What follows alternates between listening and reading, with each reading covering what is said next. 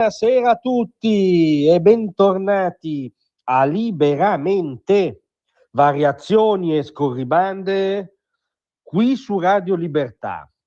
Allora confessiamo che abbiamo da poco compulsato i siti, i principali sitoni dei giornaloni per capire l'aria che tira. Sono giornate anche, come sapete, di manovre politiche, anche nel senso migliore, di una coalizione di governo che cerca di trovare o ritrovare una quadra per ripartire dopo l'oggettiva, seppur particolare sconfitta al referendum, nel senso che tutti i sondaggisti oggi ci dicono occhio a trasferire il risultato del referendum sulle elezioni politiche. Anzi, comunque, tentando di capire il mood di giornata, ci siamo imbattuti in un titolo che ci ha messo un po' di tristezza, obiettivamente. Attenzione, le fonti sono appunto i giornaloni mainstream, quindi con tutte le cautele del caso e con tutto l'approccio, diciamo, non esattamente sereno ed equidistante dei giornaloni al governo, però sia il Corriere che Repubblica, che in generale l'andazzo è, Corriere e Repubblica ci hanno titolato in vario modo: Meloni va avanti, il primo obiettivo è la legge elettorale. Ecco che il primo obiettivo ora per ridare vita all'azione di governo e soprattutto all'entusiasmo e alla mobilitazione del popolo, anzitutto di centrodestra, sia la legge elettorale, un po' di tristezza ce l'ha trasmessa obiettivamente. Gran parte della responsabilità sarà sicuramente dei titolisti, diciamo, in questione, che hanno sintetizzato così. Non sarà letteralmente il primo obiettivo del governo, però occhio anche,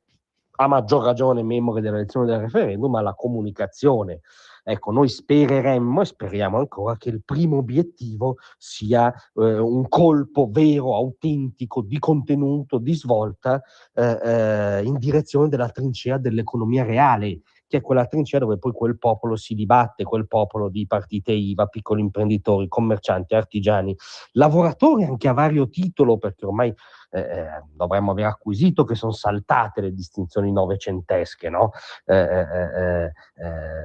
I principali deboli di oggi sono tutti piccoli imprenditori non garantiti. Ecco, in quella direzione, dal nostro punto di vista, il primo obiettivo sarebbe dare un segnale forte, magari un segnale doppio. Ci sono due aspetti della stessa medaglia, due tasti della stessa tastiera che aspettano di essere suonati, a maggior ragione da un'ottica di centrodestra. Il primo è un'operazione fiscale vera, impattante, diffusa sul ceto medio, che no, non sono i ricchi, non sono i nuovi ricchi, anzi sono i nuovi esposti, sono tutto quel ceto diffuso che tiene in piedi l'Italia, che è in bilico sulla proletarizzazione e che attende, invoca una rivoluzione fiscale, un abbattimento di tasse palpabile che ricade nei nostri portafogli, non solo nei legittimi ritocchi sui decimali delle aliquote che suonano bene messi magari in grafica, ma nella vita, non in grafica, nella vita vera. E poi c'è l'altro aspetto su cui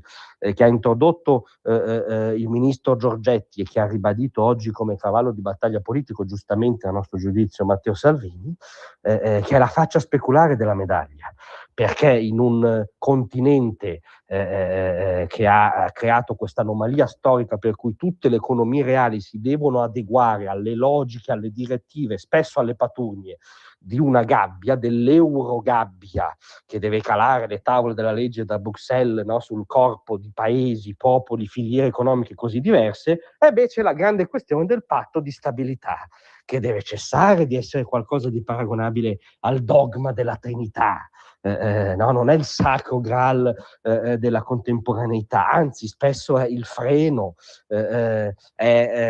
il bastone tra le ruote di un'economia che può ripartire. È sicuramente qualcosa di anacronistico e dal nostro punto di vista sbagliato culturalmente, perché è uno degli ultimi Moloch sopravvissuti di quel dirigismo che prevede appunto di far sottostare alle regole dei funzionari di Bruxelles il mercato, anzi i mercati plurali, diversi, in perenne evoluzione, e anche i margini di manovra dei governi che, per esempio, volessero fare l'operazione fiscale di cui sopra, sono dentro questa eurogabbia. E allora ecco due fronti che sono, ripeto, in realtà due aspetti dello stesso, l'economia reale,